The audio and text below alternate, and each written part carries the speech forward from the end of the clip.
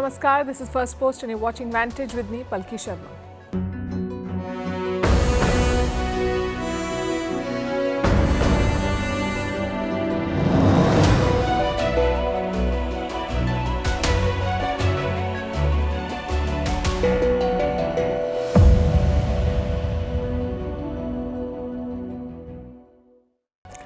Donald Trump has effectively killed the H-1B visa. He slapped a fee of $100,000. Why is he doing this?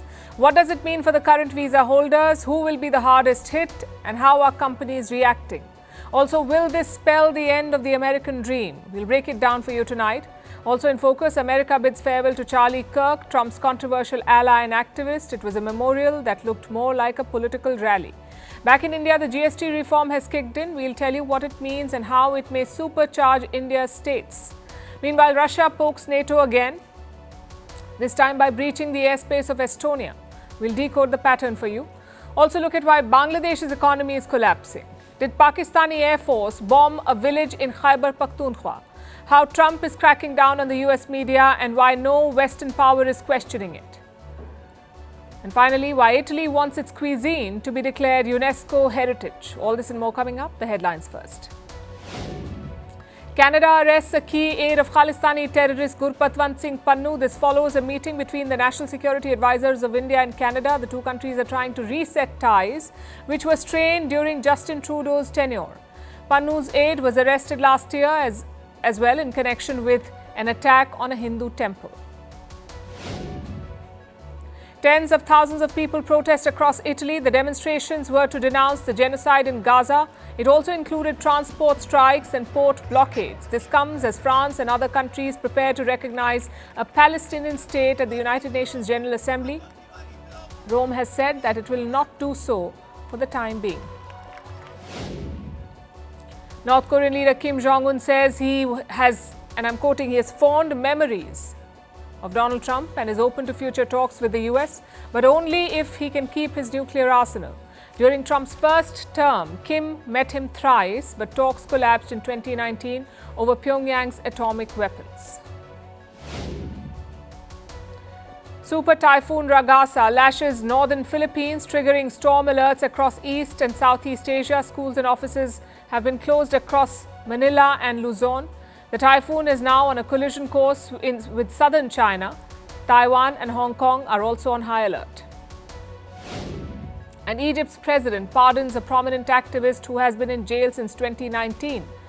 The British Egyptian national was a leading figure in the 2011 uprising. His mother had recently ended a 10-month hunger strike demanding his release.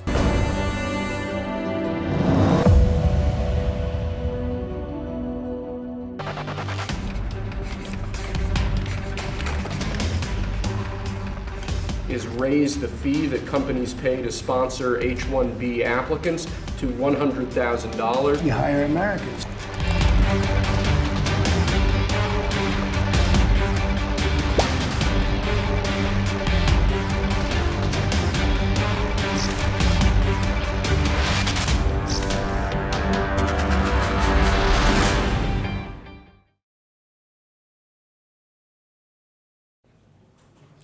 Donald Trump has widened his trade war with India. So far, it was limited to goods, but now Trump is expanding it to services. His target, the crucial H-1B visa program.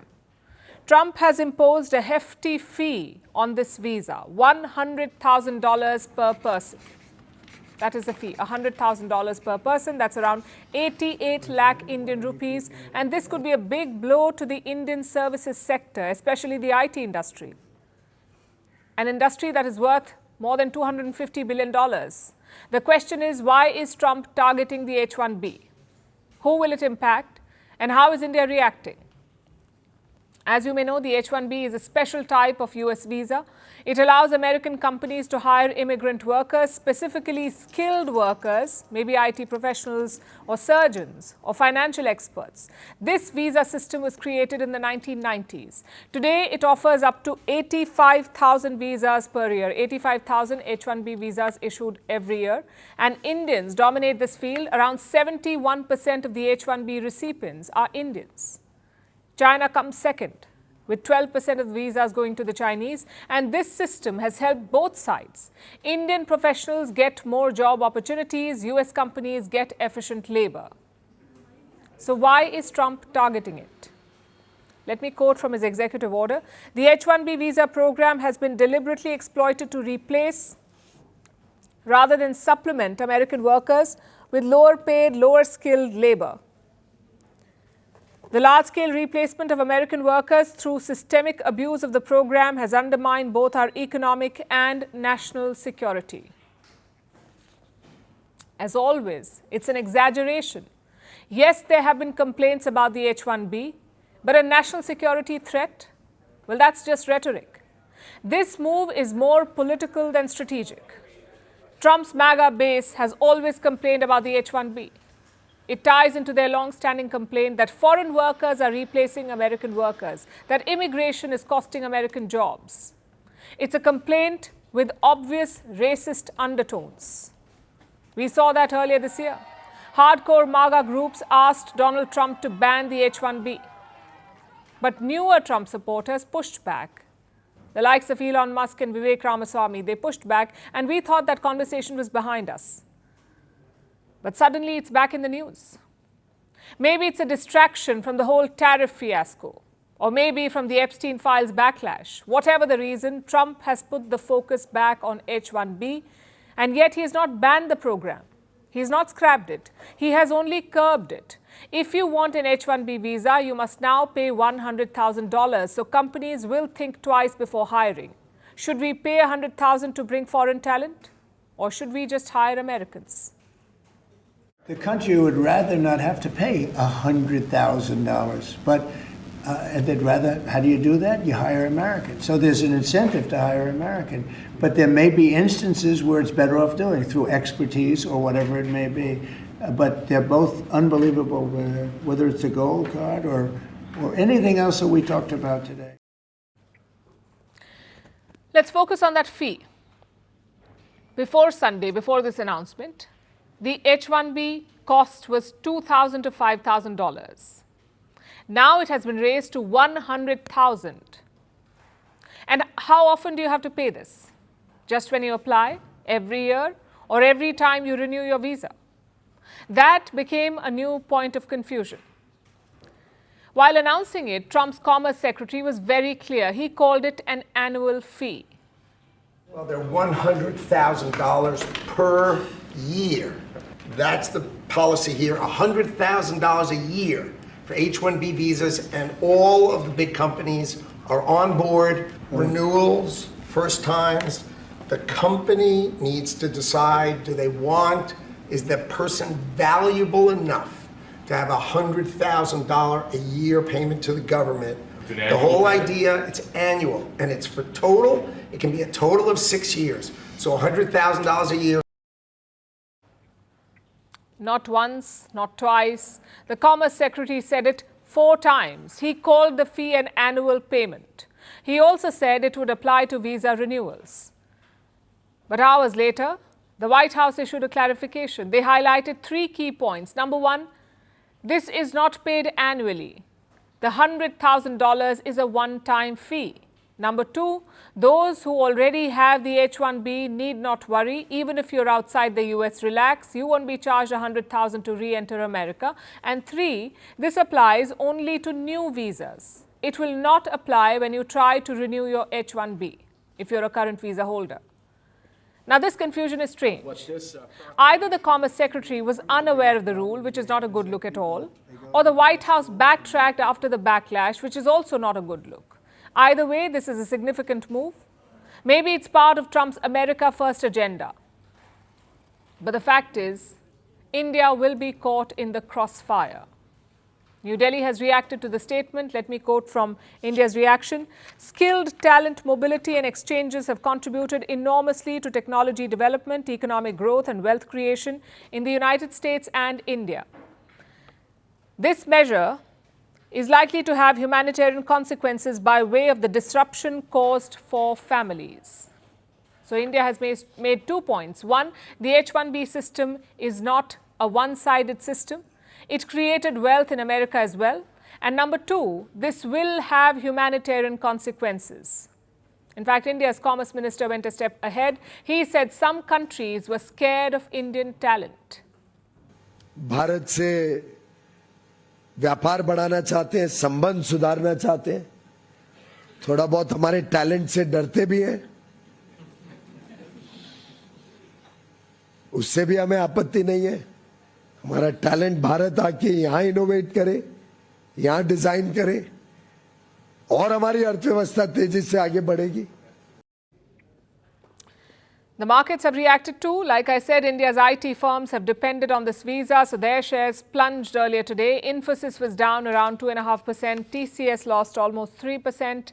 Wipro was down more than 2%, and Tech Mahindra also around 3% down in today's trade. So the market verdict is quite clear. They are spooked by Trump's new order. The question is, what happens next? Well, there's a legal question mark over this order. On paper, only the US Congress can change visa rules. Then how did Donald Trump do it? By citing a so-called national security threat. So chances are this rule will be challenged in American courts.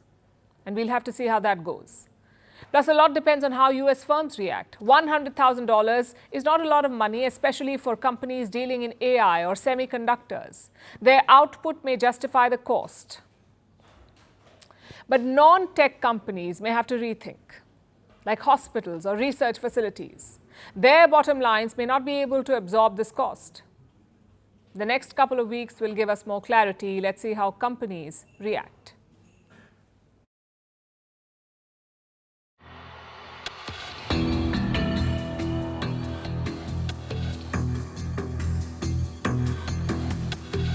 Ladies and gentlemen, the cabinet speaking due to the current circumstances. Obviously, they're unprecedented. One of the biggest problems we have is that people get great marks and then they're thrown out of the country. You're not allowed to stay.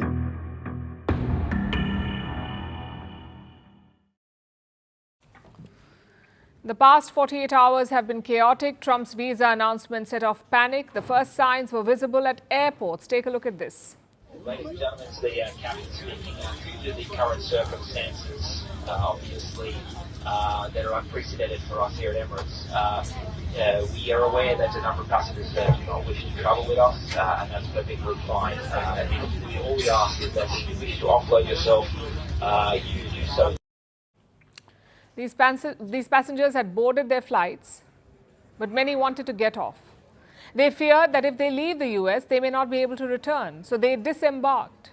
Many of them were Indian H-1B visa holders. This is what Trump's move has done. It has disrupted lives and families, and it has rattled businesses. We'll start with the ones that are the worst hit. Broadly, three categories of people: students finishing their degrees in the US, workers who were directly recruited from India, and those who have petitions in US courts. These are workers who are not currently in the US, but they had filed petitions in courts for a visa. They're waiting to hear back. These three groups of people will face the biggest challenge going forward. Now, what about those who already have an H-1B visa? Those who are already living in the US on this visa? For now, they are safe. At least that's what the White House said over the weekend. There is no change in their visa status. The Trump administration says these people can travel freely, but their lawyers are advising against travel. They say the language of Donald Trump's orders is unclear, so why take the risk? Do not travel. In fact, some companies have issued advisories. They have asked their staff to not travel at all. This includes the likes of Amazon and Microsoft. They fear that the rules may not be applied uniformly at airports across America, which brings us to the companies that will be hit. Take Amazon. This year, they got 10,000 H-1B visas. Amazon got 10,000 visas for its people. Let's assume that they have to pay $100,000 for each visa now. At this rate, Amazon will have a visa bill of $1 billion. It's prohibitive. And it's not just American companies who will bear the brunt. Even Indian companies face extra costs.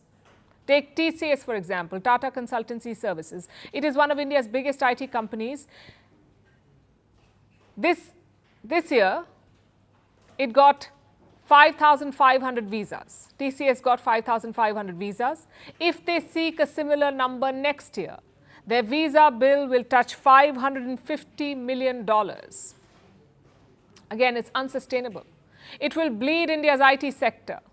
Like I said, as of today, the sector is worth more than $250 billion, and half of their revenue comes from the US. This business is now under threat. It was already under strain. Indian firms had started hiring locally in the US. I'm talking about companies like Infosys, Wipro, Tech Mahindra. They had started hiring locally even before Trump changed visa rules. Because H-1B visas are limited, these companies filled many roles with local hires in the US. And now, as they face higher visa costs, they may have to cut back on hiring or take up fewer projects. Industry body NASSCOM has issued a warning. It says the new rules could lead to project delays and rising costs. And the bigger impact will be on the students in the US. 1 out of 4 international students in America are Indians.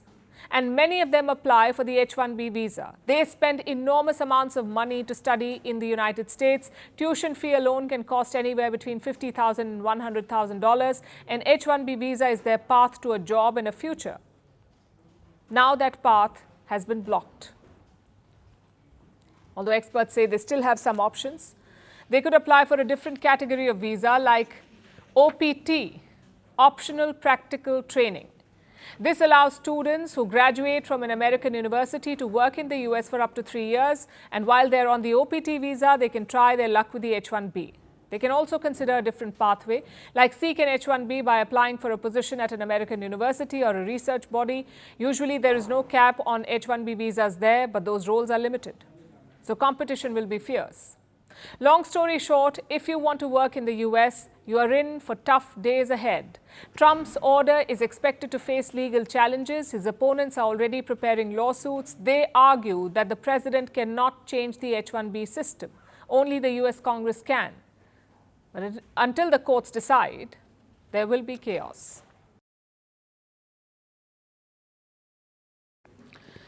For most of the last century, the US did not just attract talent, it hoarded it.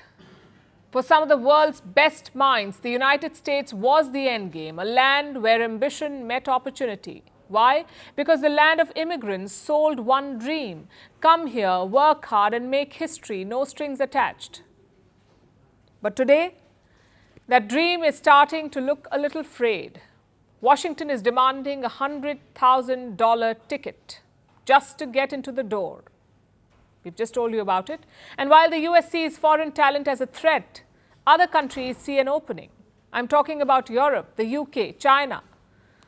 The Chinese have introduced a new visa category, the K visa. What's a K visa? You could call it China's H-1B. It is aimed at attracting young and talented professionals, especially in the field of STEM.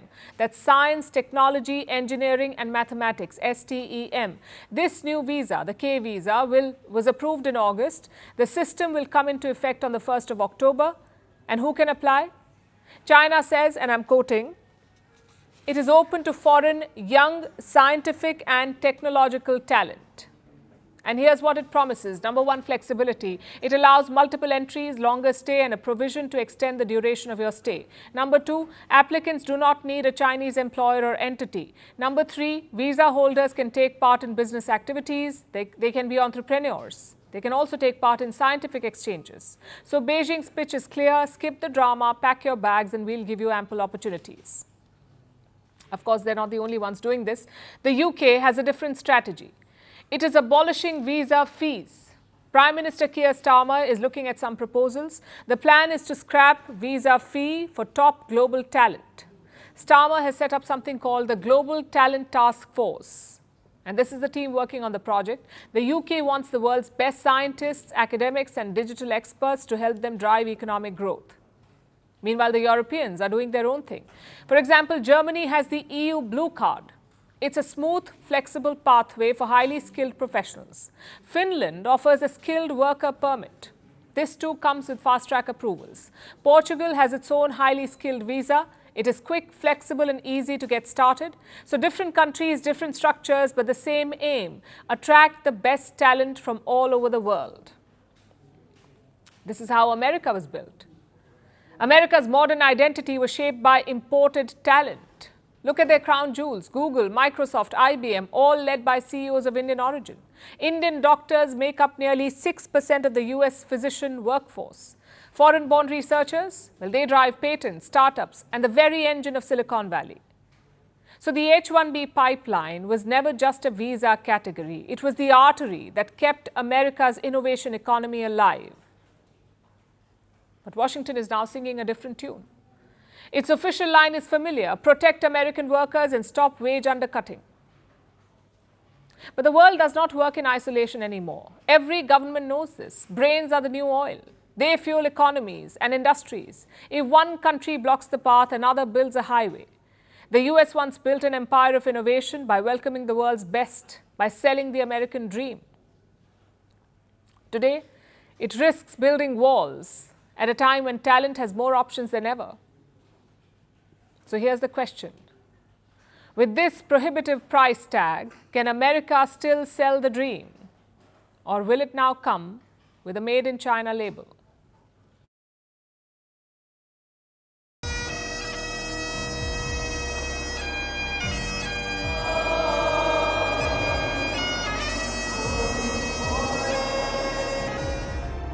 He's a martyr now for American freedom. That young man, I forgive him.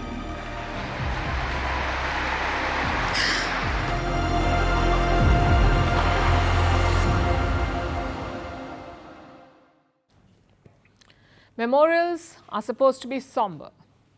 They're about loss and remembrance, but Charlie Kirk's memorial in Arizona was something else. It was a funeral service, a revival, and a political rally all at once.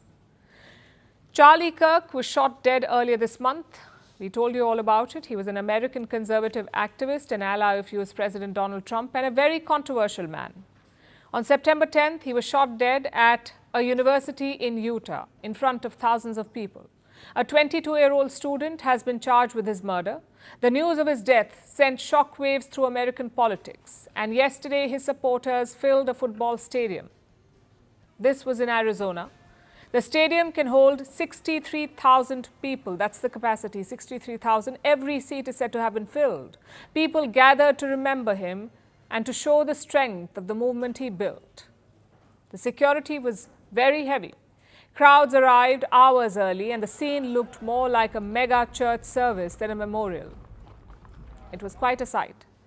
Christian rock bands performed. Supporters wore red, white, and blue.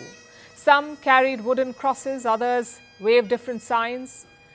So the blend of memorial service and politics was clear to see, and it set the tone for what was to come. Take a look.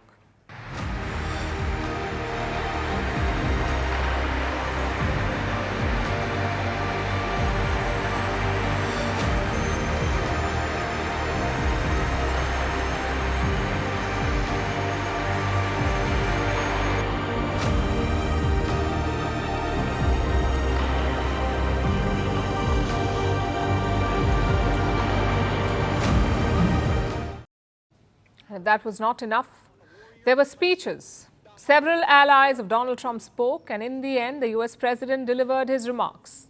He called Charlie Kirk a quote-unquote martyr for American freedom, and he promised to award him the Presidential Medal of Freedom. Trump also blamed the so-called radical left for Charlie Kirk's murder. Listen in. America is a nation in grief, a nation in shock, and a nation in mourning. Less than 2 weeks ago, our country was robbed of one of the brightest lights of our times, a giant of his generation, and above all, a devoted husband, father, son, Christian, and patriot. Charles James Kirk. He's a martyr now for American freedom. I know I speak for everyone here today when I say that none of us will ever forget Charlie Kirk, and neither now will history.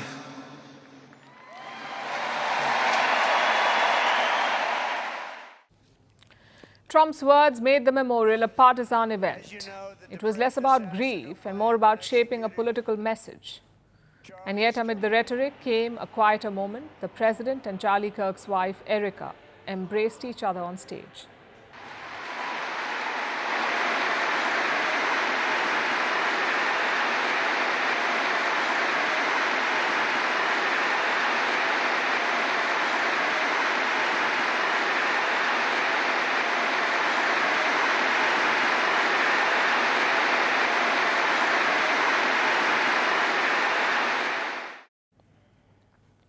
So while Trump talked politics, Erica Kirk struck a different note.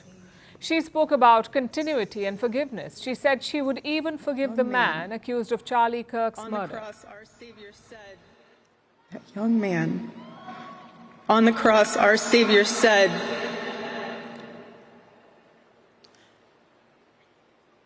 Father, forgive them, for they not know what they do. That man, that young man, I forgive him.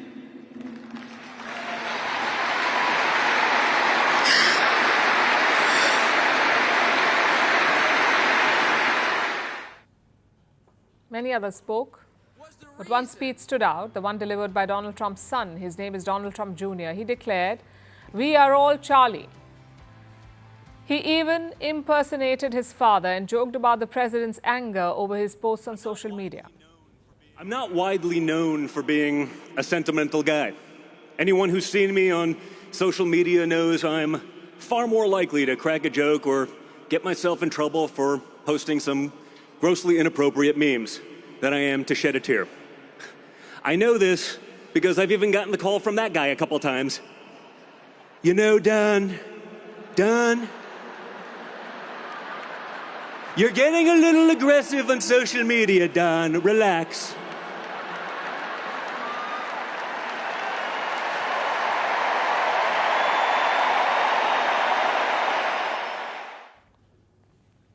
Another highlight was the attendance of Elon Musk, the billionaire CEO who once worked with the Trump administration. Yesterday, he was seated right next to Donald Trump.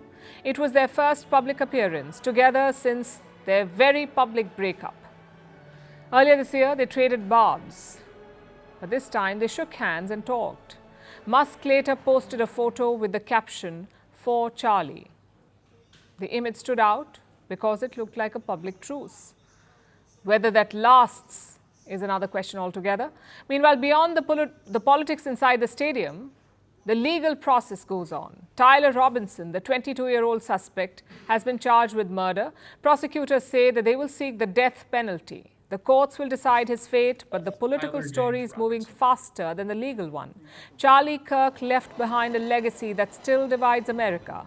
To his supporters, he's a martyr. To his critics, he was a voice of hate. And his memorial service captured that divide. A funeral, a religious revival, and a political rally all at once. It meant different things to different people.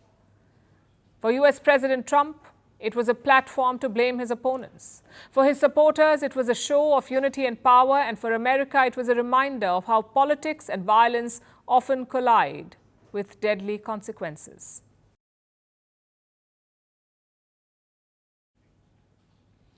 Now to India, where the big headline is the tax reform, the new Goods and Services Tax or GST regime. It has taken effect today. Taxes on 375 items have been reduced. Many businesses have announced price cuts. Others are offering more value for the same price. But this story is bigger than discounts. GST revenues are the backbone of India's states. Maharashtra's economy rivals South Africa. Tamil Nadu's income is on par with Vietnam. Uttar Pradesh's population matches Brazil. Together, 5 states generate half of India's output. With GST 2.0, their revenues could rise further. Our next report tells you how this reform could supercharge India's states. The new GST has rolled out today. GST 2.0 is now in effect across India. Rates have been cut on more than 375 everyday goods. From food items to household products, prices are set to fall. The Finance Ministry has directed companies to pass on the full benefit. And GST officers will monitor monthly price changes. The goal is simple: cheaper goods for families and more ease of business for companies. In the run-up, companies moved early. Some gave steep discounts. Others offered vouchers or added more product at the same price. From today, more firms are expected to follow, which means lower prices are here to stay. Prime Minister Narendra Modi called it the GST Savings Festival. In a letter to the nation, he said lower GST rates mean more savings for every household. ये reform Bharat की growth story को accelerate करेंगे, कारोबार को और आसान बनाएंगे, निवेश को और आकर्षक बनाएंगे और हर राज्य को विकास की दौड़ में बराबरी का साथी बनाएंगे. But the impact of GST 2.0 goes beyond cheaper goods. It goes into the heart of India's economy, the states. India is a union of states, and each state is a major economy on its own. Maharashtra, for example, produces goods and services worth 35 trillion rupees a year. That is nearly $400 billion. This is according to data from last year. So if Maharashtra were a country, its economy would be the 40th largest in the world, roughly the size of South Africa. And Maharashtra is not alone. The next four largest states, Gujarat, Tamil Nadu, Karnataka, and Uttar Pradesh, each have economies close to 25 trillion rupees. That's about $300 billion. Each one of them is the size of Portugal. Together, these 5 states drive more than half of India's economic output. They rival entire countries, and they show why GST collections matter so much. Take Tamil Nadu. Its per capita income is equal to Vietnam's. Take Uttar Pradesh. Its population is almost the size of Brazil. Take Karnataka and Gujarat. Their economies are larger than many European nations. This is the scale of India's federal economy. South and West India hold a third of the population, but they generate more than half the national output. GST 2.0 promises to lift their consumption further. According to a CRISIL report in July this year, the 18 largest states together make up over 90% of India's GDP. These states earned over 37 trillion rupees in revenue in FY25. That is expected to rise to nearly 40 trillion rupees in FY26. Revenue growth is likely to climb from 6.6% to between 7 and 9%. The rise will come from steady GST inflows and from central devolutions and grants. In short, GST is not just a tax. It is the lifeblood of state finances. For businesses, GST 2.0 means smoother compliance. For consumers, it means more savings. And for states, it means higher revenues. Small dealers and enterprises have flagged some transitional issues, especially with unused input tax credit. But early signs suggest companies are passing on benefits quickly. The festive season adds momentum. Cheaper goods could trigger higher demand, and that demand should potentially feed state revenues. India is often seen as one economy, but in reality, it is many economies stitched together. Together, they shape the nation's economic destiny. GST 2.0 gives them a stronger base to grow from. If GST 2.0 succeeds, consumption will rise, revenues will climb, and states should have more money to spend on welfare, infrastructure, and services. For families, it means cheaper shopping baskets. For businesses, more ease of trade. And for states, hopefully, more stability in their finances.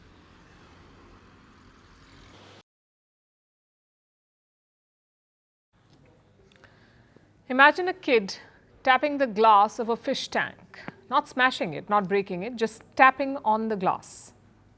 The fish dart around, confused.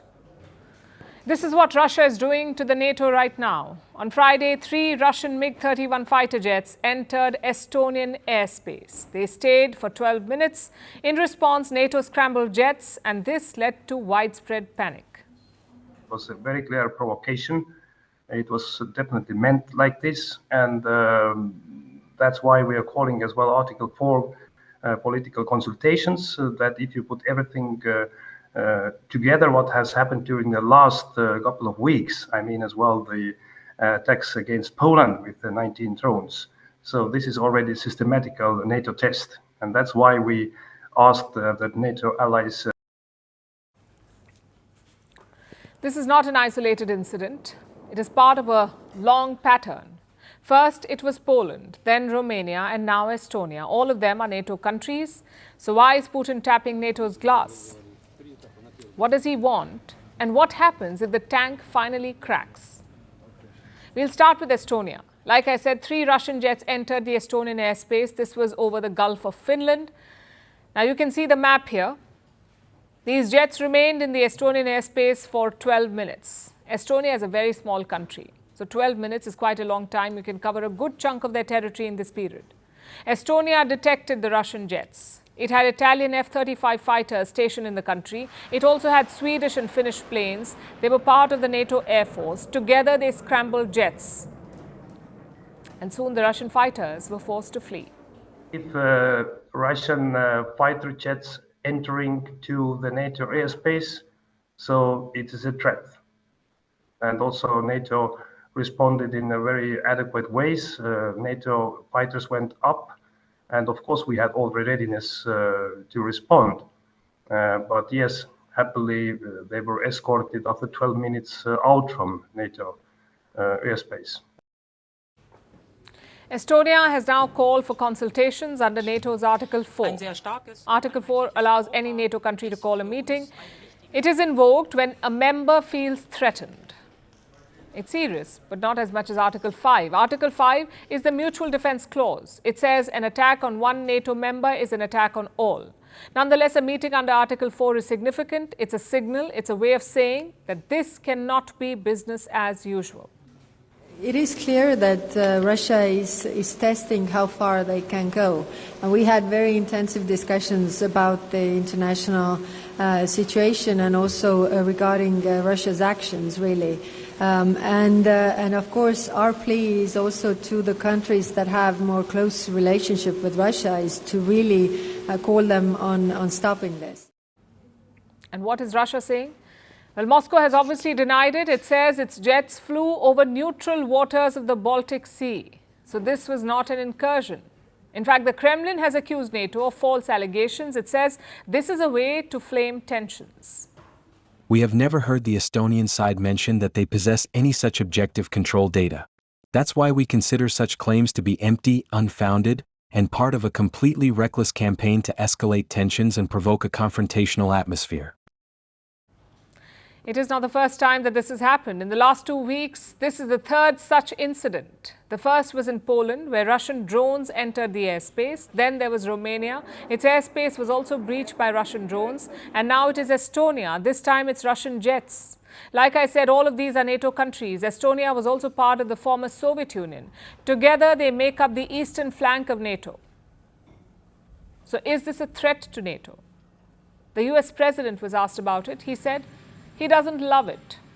Russian jets entered Estonia's airspace today for 12 minutes. Do you see that as a threat to NATO? Well, I'm going to have to look at it. They're going to be briefing me in a short while, so I'll let you know about it tonight or tomorrow. What's your take in general? Just being well, I don't love it. I don't love it. I don't like it when that happens. It could be big trouble, but I'll let you know later. They're going to brief me in about an hour. So why is Russia poking NATO?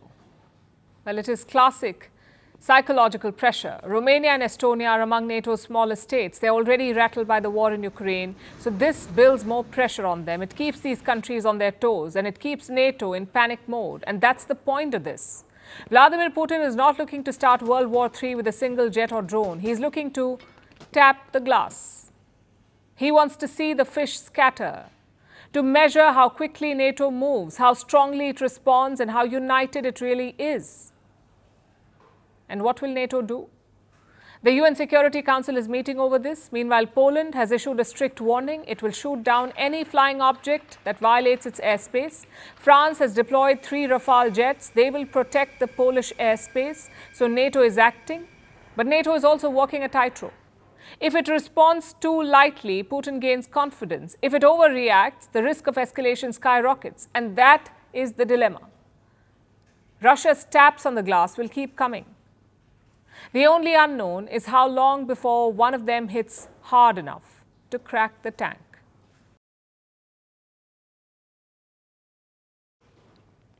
Let's turn to Bangladesh now, which is facing its worst financial crisis in decades. We are not the ones saying this. Bangladesh's own media is. It's a cocktail of bad loans, no reforms and poor management. And the result? A success story in tatters. Bangladesh was on the rise in the last decade. The average growth rate was 6.6%. The country was on its way to becoming a developing nation. So where did things go wrong? And has the interim regime made things worse? Let's look at the problem first. Bangladesh's banking system is on life support. The Asian Development Bank, ADB, is calling it the weakest in Asia. Just see the numbers. Loan defaults are piling up high. By the end of June, they stood at 6 lakh crore taka, which is around 49 billion US dollars. And those numbers will soon be updated. After that, the defaults will stand at 9 lakh crore taka, which is 74 billion US dollars. Imagine that, 74 billion is almost 15% of Bangladesh's GDP. So clearly, bad loans are out of control. Neighbors like India, even Pakistan, have done better. But Bangladesh is struggling. Last year, 20% of all loans led to defaults. That was 28% higher than the year before. And remember, the interim regime took power in August. So half of last year was their rule. And it's not just banks. Non-banking entities are struggling too. Around 20 of them are in really poor health. 83% of their portfolio is made up of defaulted loans. So the central bank has stepped in. They have asked 8 of these entities to liquidate. Now, if you look at the stock market, you'll see the same story. In the last 16 years, the market has shrunk by 38%. We usually talk about investors making money in stocks. In Bangladesh, it's the opposite. If you account for inflation, they have lost 3% annually. It makes you wonder what went wrong. Bangladesh was a booming economy. It was the poster child for the so-called third world. So what happened to it? Clearly, there were some structural problems. Take the case of banks. Officials say businessmen took out plenty of loans. They had the ability to repay it, but they chose not to pay, which is why the bad loans piled up. Now, to be fair, this did not happen overnight. It is the result of years of mismanagement.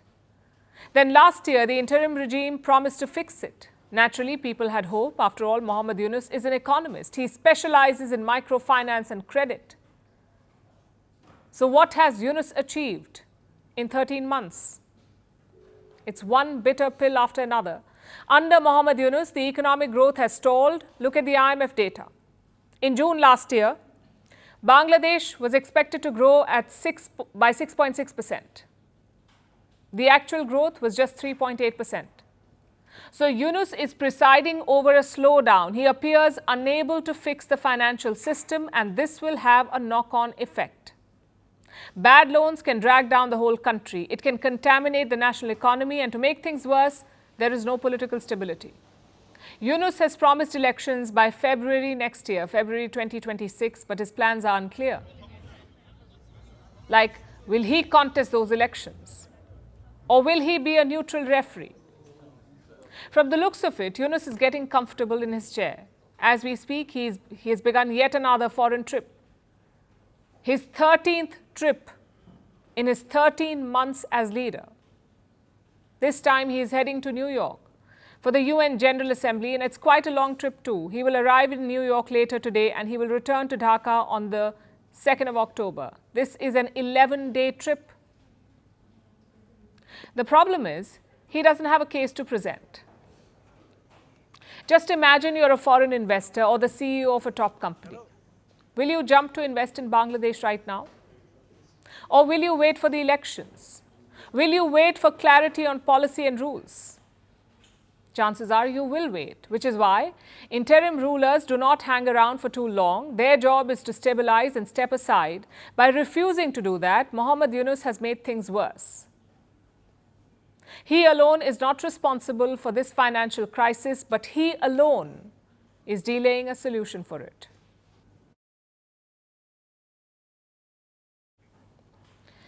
Our next story tonight takes us to Pakistan. A village in Khyber Pakhtunkhwa has been bombed. Homes have been reduced to rubble. Several people, including children, have been killed. Local reports say it was an airstrike. They point to the Pakistan Air Force and their Chinese-made JF-17 fighter jets. They say the Air Force jets dropped Chinese bombs, but the police give a different version. They say it was not an airstrike.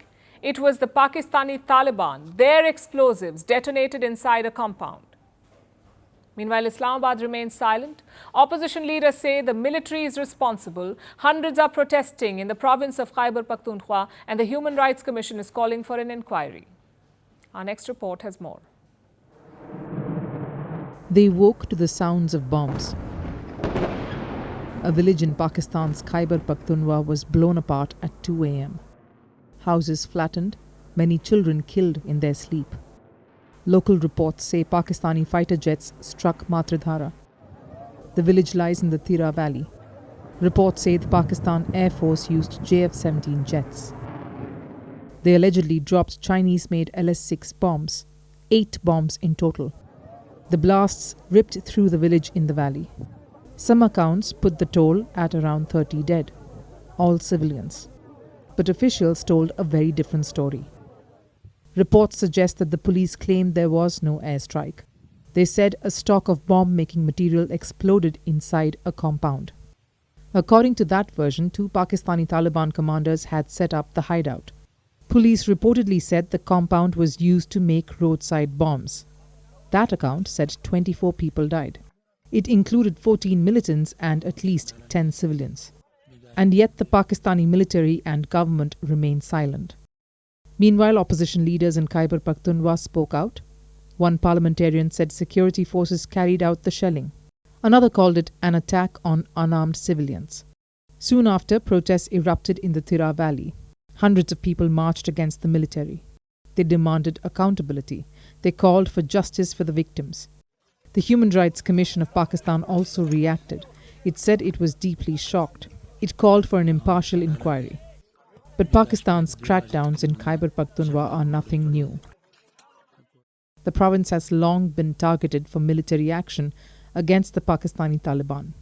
According to the United Nations Security Council, the Pakistani Taliban is an alliance of formerly disparate militant groups that came together in 2007. It emerged after Islamabad's operations against Al-Qaeda-linked fighters. And this incident is not an isolated one. Khyber Pakhtunkhwa has become Pakistan's frontline. The province allegedly recorded over 600 attacks in the first 8 months of 2025. At least 138 civilians have been killed. More than 350 have been injured. This month, the Pakistani Taliban ambushed Pakistani troops in South Waziristan. Unable to contain the violence, Pakistan has turned the blame on Afghanistan. Islamabad says Kabul shelters the Pakistani Taliban. The Taliban regime denies this. It says Pakistan's problems are of its own making. In the end, it is ordinary villagers who are trapped between militants who hide in their homes and a military that bombs without warning. Pakistan's own provinces are under siege. The same groups it once backed are striking its soldiers, and its answer appears to be aerial bombing of its own people. The facts remain disputed: airstrike or accident, civilians or militants. But one thing is clear: Pakistan's conflict in Khyber Pakhtunkhwa is spiraling, and its people are paying the price.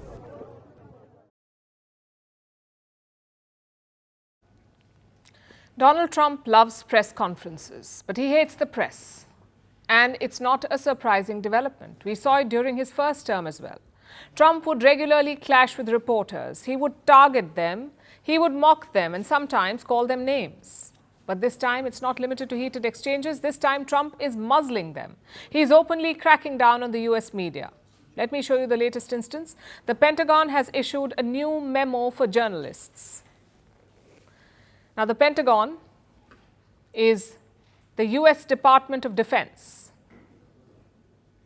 Actually, scratch that. It's now the Department of War. I know the joke writes itself. A wannabe Nobel Peace Laureate renamed his defense ministry to War Ministry. Either way, back to the topic. The memo has a strict order for journalists. Do not gather or publish information without authorization. Doesn't matter if the information is classified or unclassified, you cannot publish it. All journalists have been asked to sign this pledge. If they refuse, they will be barred from the Pentagon. Basically, they will lose credentials. Listen to how the Pentagon chief explained it. I'm quoting, "The press does not run the Pentagon, the people do." The press is no longer allowed to roam the halls of a secure facility, wear a badge and follow the rules, or go home. Now, this has not gone down well with the US media.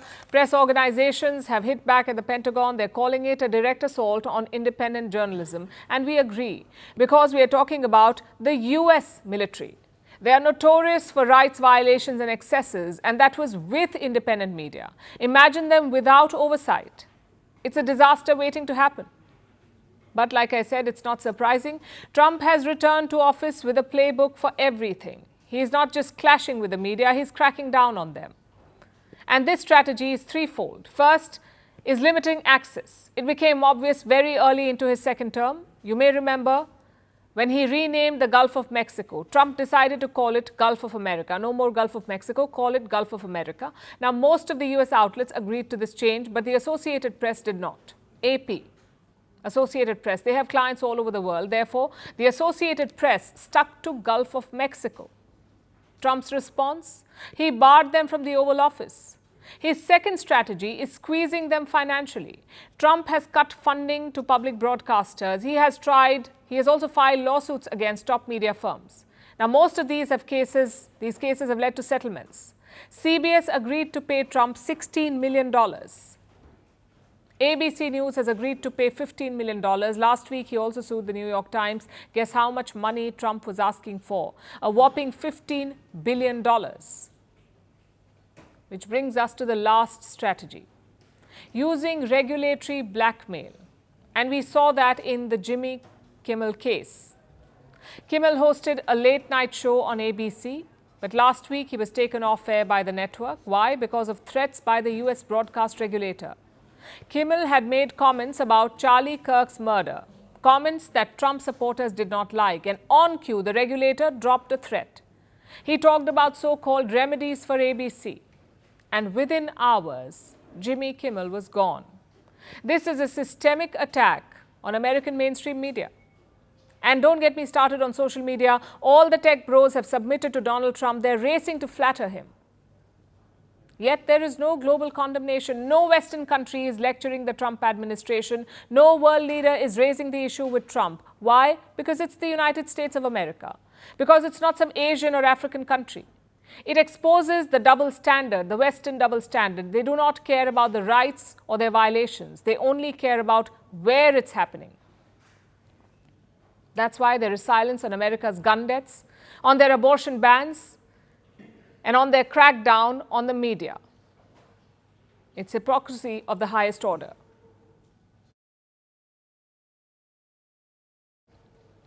Our last story tonight comes from Italy, one of the culinary capitals of the world. Even though Italian cuisine is widely loved and mimicked by thousands of people every day with ketchup on pizza or cream and carbonara sauce, Italy is worried that it is losing its culinary traditions. So now it wants to protect the food. The Italian government has launched a bid to give its cuisine UNESCO heritage status. UNESCO is the United Nations educational, scientific and cultural organization. It protects and preserves cultural heritage the world over. And Italy wants its cuisine to join this list. But is this just about sentimentality? Or is there more to this story? Have other countries done this before? Also, how else has Italy tried to protect its food? Here's the report. The Italians have a phrase, il piacere della tavola. It literally means the pleasure of the table. But simply put, it refers to the joy of a sit-down meal, like gathering around with your family, and probably arguing over who gets the last slice of pizza. It's seemingly endless food and endless chatter. For centuries, this has been a beloved tradition in Italy. But times have changed. Lives are busier, families are smaller, and now Sundays are less about giant lunches and more about scrolling through Instagram.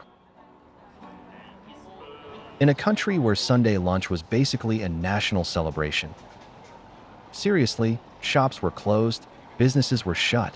The Italians are treating this shift like it's a national culinary tragedy. So, the government has launched a bid. They want Italian cuisine to get the UNESCO heritage status. UNESCO stands for the United Nations Educational, Scientific, and Cultural Organization. It works to protect and preserve cultural heritage across the world. And the Italian government is pushing to have Italian cuisine recognized as an intangible cultural heritage. But what's behind this? Is Italy being greedy? After all, this country is basically the Monica Bellucci of the UNESCO list. It has the largest number of sites classified as UNESCO heritage in the world. 61 of them have made it to the list. It also has 19 intangible heritages, from the traditional bell art to the practice of opera singing. And now, Italians want food to join the party. After all, it is their amore. If you've ever Googled Italians mad at food, you know what's coming. Things like breaking spaghetti before cooking it, sacrilege, putting pineapple on pizza, the horror, adding cream to carbonara sauce. We don't even want to talk about that one. What the rest of the world calls creative liberty, most Italians call food blasphemy, accompanied by a flurry of hand gestures that could direct traffic. In fact, in 2023, Italian Prime Minister Giorgia Meloni made headlines by trying to protect the pronunciations of Italian food. Her party wanted to fine people around $100,000 for saying bruschetta instead of bruschetta. Or remember when the American pizza giant Domino's tried to conquer Italy? After 7 long years of trying to convince Italians that fast pizza was a thing, they threw in the towel and closed shop in 2022. Because when you are in Italy, pizza isn't just pizza. It's basically a religion. And Italian food isn't just food. It's family, culture, pride. But sentimentality aside, it is also a big business. Meloni says that the Italian cuisine is worth around $300 billion worldwide. So she wants it to be recognized. Maybe the right way. And if it is, this won't be a first. UNESCO's list of intangible cultural heritage has some 50 culinary items, not dishes, but culinary practices passed down generations, with traditional ways of cultivation, preparation, and consumption, like the craftsmanship of the French baguette, the preparation and consumption of Peruvian ceviche, even the art of the Neapolitan pizzuolo. Now, Italy wants UNESCO to make space for its entire cuisine. For the sake of tradition, yes, but also with the hope of bidding pasta alla vista to some painful culinary mimicries.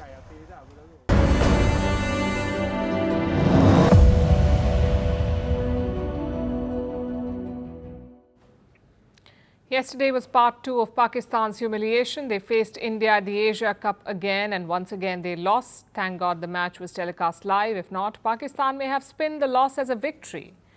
And this time, tempers ran high. One Pakistan batter celebrated his 50 with this gesture. He turned his bat into a gun. Another player mimicked falling airplanes. He was alluding to alleged Indian jet losses against Pakistan. Basically, their players did everything except win. It's the story of Pakistan. Their army does not win wars, their politicians do not win elections, and their cricketers do not win matches. But sure, full marks for the Mono Act.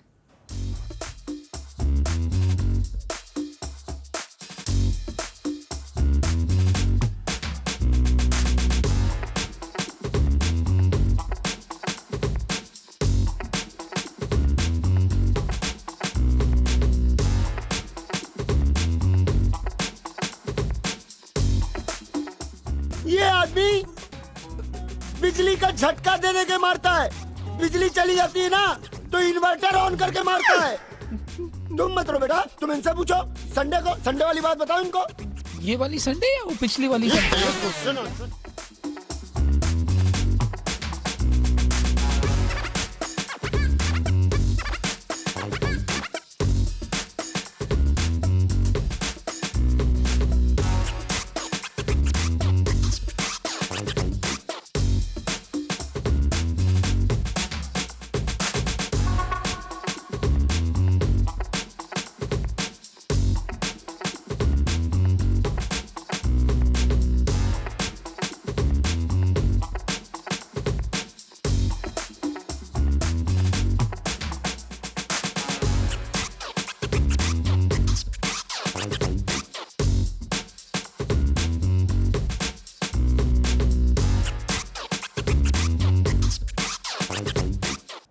Now it's time for Vantage Shots, images that tell the story. In Peru, protesters rally against the government and clash with the police. In France, towns fly the Palestinian flag despite government orders ahead of state recognition.